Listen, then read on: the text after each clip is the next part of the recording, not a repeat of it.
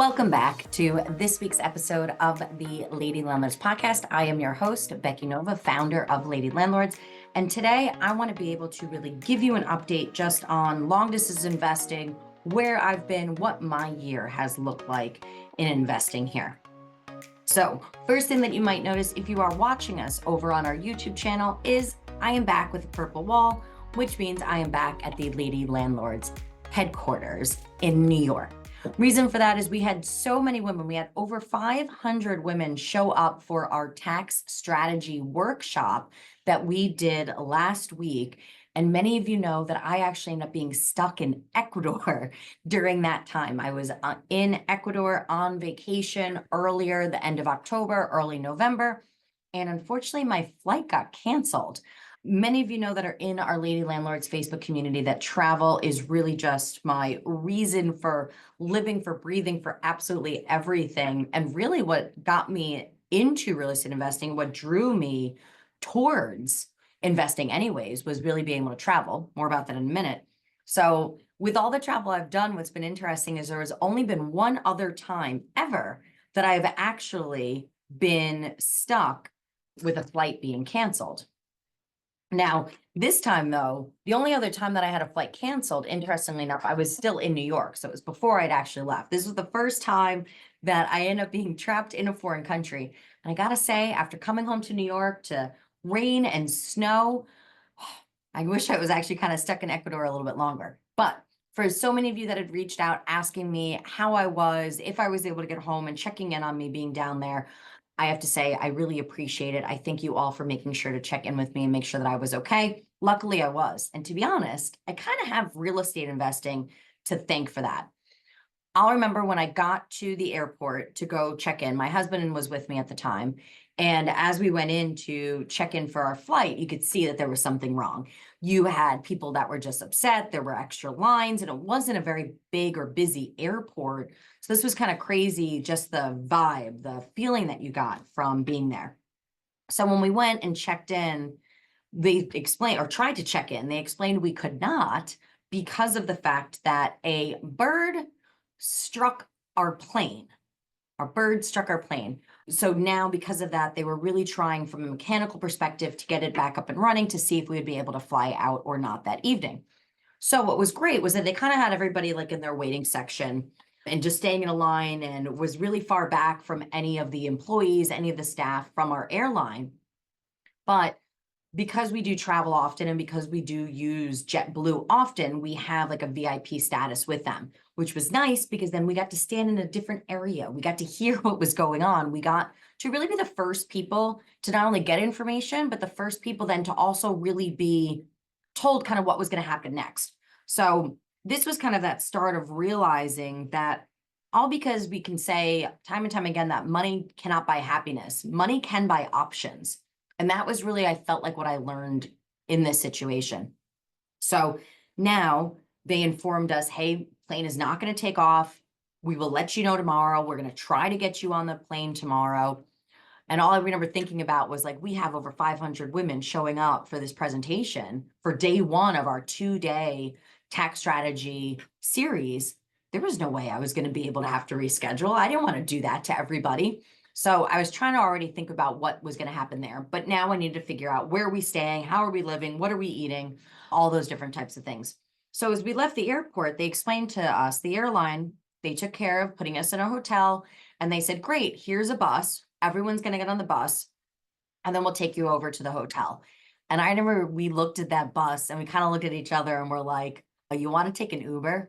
The reason for that is because we now had to wait for like 200 angry more people to come and fill these buses, to now have to go to this hotel, to then be angry there. And I was just like, I don't want to be competing with this. I don't want to be trying to scramble to who gets a key card first and who's in which room and who gets to register. I don't want to be a part of that. So yeah, we paid for all an Uber. All right, not expensive, not a big deal there. But then of course, we got the call the next morning that the flight that they were able to get us on was going to be during when I was going to be doing the tax presentation. And that was something I did not want to reschedule. There was no way I was going to do that to so many lady landlords that had counted and had looked forward to that presentation. So I explained to them, unfortunately, due to my commitments, I cannot take that flight. They need to put me on another flight. They said okay to that. They said, we'll get you on another flight. They didn't have anything for a couple more days. Okay, fine. But they then said, when I asked if they would then pay for my hotel and my food vouchers, as they had given us for the first day, I had said, well, now since you can't put me on a flight for a couple more days, what were you willing to cover in that sense? And they said, well, we actually reviewed the case. And since it was an Ecuadorian environmental issue, since it was a bird, remember, that flew into the plane, they said because of that, the airline said they actually did not even need to cover us for that first night, that they were actually just being nice by giving us the hotel and the voucher, which was very nice, but that therefore that they were not responsible to cover us anymore. Okay, I'm not going to win this argument. I'm not going to waste my time or my energy fighting with that, right? So what was really great was that they actually put us in a really nice hotel for that first day. It was in a very safe neighborhood, especially since now my husband was actually flying home on the new flight that they gave us, and I was going to be staying for the couple more days. It was really nice to be in a nice, safe neighborhood. It was a great hotel. It had every amenity, every luxury that I looked at. If you follow me on Instagram, you have seen me taking my pictures up by the pool. And that was, if you had a phone call with me over those couple days, you probably saw me out. I was taking phone calls by the pool because why not? But what I thought was really kind of cool was that a lot of the other people that were there, they were really concerned about how are they paying for the hotel? How are they paying for food? How is this impacting that 1 week vacation that they got from their employer? And now all of a sudden the company and this bird really ruined their PTO days. And I was just like, this is exactly why I became a full-time investor. This is exactly why I spent those years building this portfolio, even still when I was working in cancer research with my 9 to 5. It was exactly like for that moment. It was so nice just to be able to be like, great, here's my credit card. I know I can afford another couple nights at this really nice hotel. Here's my credit card. I know I can afford food in this nice district in town. Here's my credit card so that way I can get myself back to the airport. And I think that was really great to have those options. And then to say like, oh my God, I'm stuck on vacation for a few more days. It was actually just that moment that I felt like I'd been looking for within real estate, and the sacrifices that we had to make for so many years with putting our monies into those investments and spending our weekends and evenings looking at houses and dealing with contractors and dealing with tenants and all of those different types of things. And I thought that that was really, really awesome. And when I kind of was processing that, now as I then had the flight to myself a couple of days later, when I got a red eye back to New York, which was an interesting trip to say the least. But I was really kind of thinking, just as this year's closing out, we only have a month left really in this year. It's Thanksgiving week now. So just really thinking about being just grateful and kind of recapping what this year has been. I really actually think gratitude is kind of the way that I look at this year. I kicked off this year by spending my first 4 months in the Dominican Republic. That was a goal of mine with real estate, to be able to live abroad, be able to manage my rental properties from anywhere, and to be able just to stay down there. And I did not have to come home for a day. Literally was there January until like the first week of May even. So a little bit over those 4 months. And I am so grateful that I had that. I'm so grateful that I have my dream home down there. We short-term rental out that specific property in the Dominican Republic. I do own other property in the Dominican Republic that is long-term sustainable housing. My house, my home shouldn't sit empty. There's no reason to have it sit empty when I'm not using it. So I do short-term rental that property when I am not there. But my year started with that. I came back to the States. Actually, when I was there, that was really, I'd closed on a 3-family in New York, right outside New York City in November, December of 2023. So I bought that property literally because it was supposed to be turnkey. The tenants were all there. They were in place. They lived there for years. And that did not work out that way. But I've bought a lot of other properties with tenants in place, and I've had fantastic experiences, fantastic results. I still have some of those same tenants now, 3-4 years later, that are still living in the property and are absolutely some of our best tenants, but also our best performing properties, which is really just a great combination.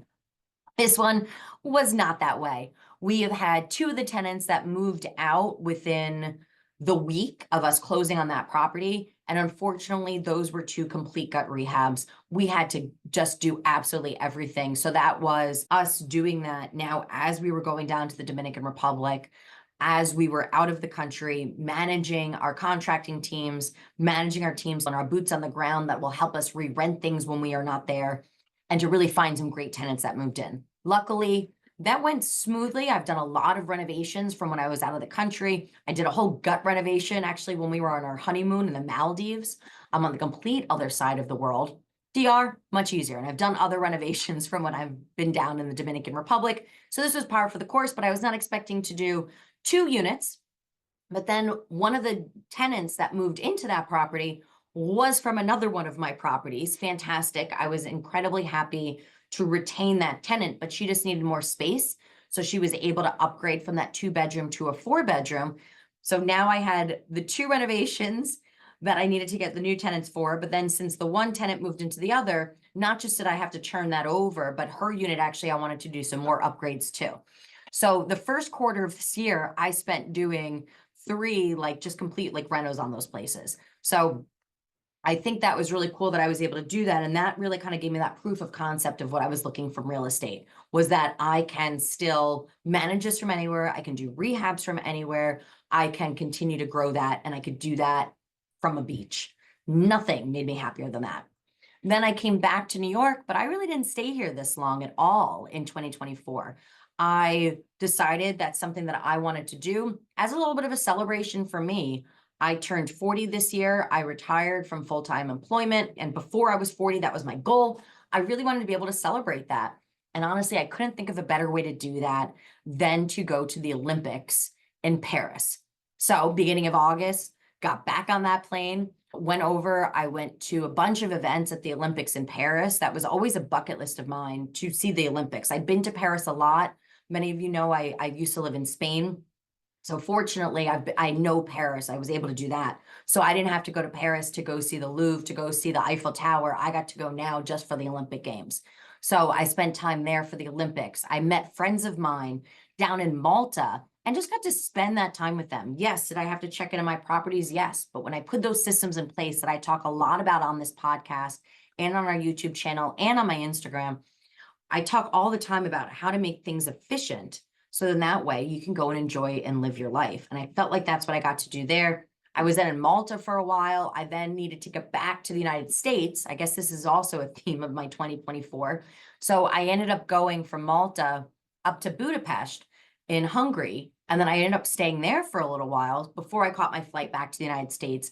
If you have never been to Budapest, oh my God, it is an absolutely gorgeous city. I loved it. I cannot believe I'm going to say this, but I cannot wait to go back. It was just, there's no beach there. And I'm a beach person. I'm an ocean person. I'm a sun worshiper. But I have to say, Hungary was absolutely one of the most beautiful cities, beautiful countries I've ever been to, Budapest being the city. Absolutely, absolutely loved it. And then when I came back, I was able to go travel a bit more domestically in the United States. And then now went to go see Ecuador, where my father's side of my family is from. So it was really great. I got to go, I had an address and got to track down my great grandfather's old house and got to see a lot of things there that just fit with the culture that my grandmother really taught me when I was younger. And I feel very, very appreciative and lucky to do that. But I share all of this because I feel like for me, the year of 2024 was finally getting to reap a lot of the rewards that I had looked for and that I had planned for and sacrificed for within real estate. Real estate, I started buying real estate. I bought our first duplex back in 2018. And through those years, it's a very big mindset shift to now say, I either have funds to be able to do this, or this is working out, or now I have this cash flow, and now I have these options, I have these choices, right? At first you say, cool, well, I guess I can go part-time now in my day job, or now I can be work optional, but then to really say, well, that's it, I'm leaving, your identity changes a lot. And I always felt like I was Becky, the cancer researcher, and that's what my identity was for so many years. And I guess I feel like this year in 2024, I feel like I can say that I'm really kind of Becky of freedom now. And I really have real estate to think of that. And I feel like because of that reason, I slowed down my purchasing this year because it was time for me to actually enjoy it. I was like, okay, this is enough rehabs, enough tenant turnover, enough dealing with lawyers and contracts and listings and numbers and all those things. And I said, you know what, this is just a little bit of a time that I really want to be able to enjoy my life, my rewards, and those things that came from it. And I've loved seeing that in the other women within Lady Landlords that I connect with that have kind of gotten to that place where they get to make that shift as well in their life. We all need to take a little bit of a step back and be able to really acknowledge and appreciate and be thankful for the steps we've taken.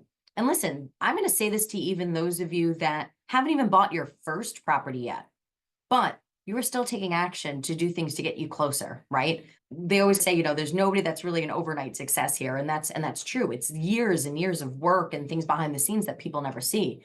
So if you are listening to this podcast and have never bought property yet, I want you to give yourself a little bit of a pat on the back. You're doing the things. You're here getting an education. You're here listening, learning, thinking about those next steps. You're planning, you're plotting. And I want to applaud you for that. And I hope you recognize that too.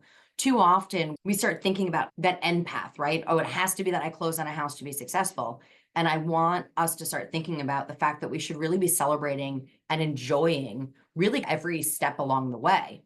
And listen, there are still things that are great. There's still things that are not great. This year was actually the furthest I've ever made it through an eviction process with a tenant. That 3-family that I mentioned that I bought earlier, we are this close to being able to have that last tenant. The marshal actually went and served the warrant for our tenant to now be removed as we've gone through and completed really the entire eviction process the day I'm recording this episode.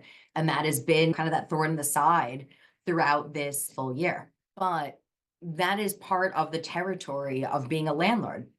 There are things that we have to do within tenant management. There are things that are going to change. Our tenant situations are going to change. Our situations are going to change.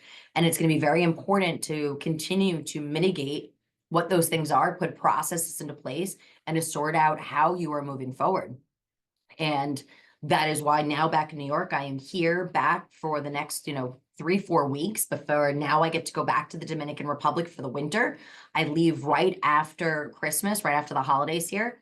And I'm excited that I don't really feel that pressure to have to get everything ready because things are ready. There's proof of concept in that space. And I'm really excited to see what that growth is going to lead to in 2025. I feel like now I've taken this year to recalibrate myself, to enjoy the things that I've worked so hard for, which I think, okay, I guess I can kind of put my celebratory hat on the side here and maybe have to get back to work.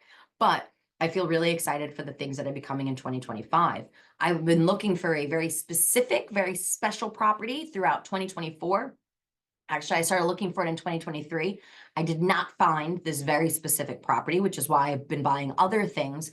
But I am really focused on purchasing this very unique and very special property in 2025. And I'm very excited to share more about that with you in Lady Landlords when that time comes. But since it's very specific and very special, I'm not sharing what it is until I find it and have that locked in under contract.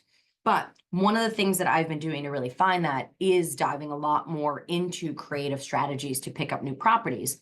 So what I'm actually going to be doing in a few weeks is really be talking about what some of those strategies are and what some of those methods that I've been using to be able to find some fantastic properties that are off market. So if this is something that you are interested in, do make sure that you are signed up to our newsletter list within the Lady Landlords Facebook community, or keep an eye out for my posts in the Lady Landlords Facebook community, because you're going to have one more opportunity now in the last month of the year to get our monthly trainings. And this month is all going to be focused about how to find and make those deals happen. Okay. The month of December is really the fantastic month that we all need to be able to set ourselves up for the new year. The work you do in December is what is going to flow over into the new year. So listen, if you want to say, hey, I want to celebrate the holidays, I don't want to be doing anything the month of December, that's it, I'm just enjoying this and that's your family time, that is perfectly okay. What I love about real estate is those are the choices that you have and you can make those choices for you. But then come January, when you're like, I don't know what I'm supposed to be doing, I have no leads, I don't have anything in the works, well, now you know why. So if you were sitting there and you're saying, hey, I want to make sure that I'm picking something up in the first quarter of 2025, Now, December is the time to plan that, the time to plot that out, the time to get very clear on how you're going to find it, what you're going to be finding, all of those different things. Now is the time to be able to do that. So I will drop the link down in the show notes. So that way, if you are interested in learning more about the strategies that I've been using to find properties off market, you can also sign up and we'll have that trading for you in the month of December. So that way you can really kick off that new year with already leads in your inbox. Thank you very much for listening to today's episode of the Lady Landlords Podcast. Please do make sure to hit that subscribe button so you do not miss the next episode of the Lady Landlords Podcast. And also, if you enjoyed today's episode, please do make sure to leave us a 5-star review. Reviews help make sure that other women can find our community and get the support that they are also looking for. Thanks so much, and I will see you all back in the Lady Landlords Facebook community. Thank you for listening to the Lady Landlords Podcast. If you're feeling stuck in your real estate investing journey, visit lady-landlords.com to book a 15-minute orientation call with me and see if you're ready to join our mentorship program. Or you can subscribe to our newsletter and join our Facebook group for exclusive real estate investing tips and offers. Invest with confidence. Become a Lady Landlord today.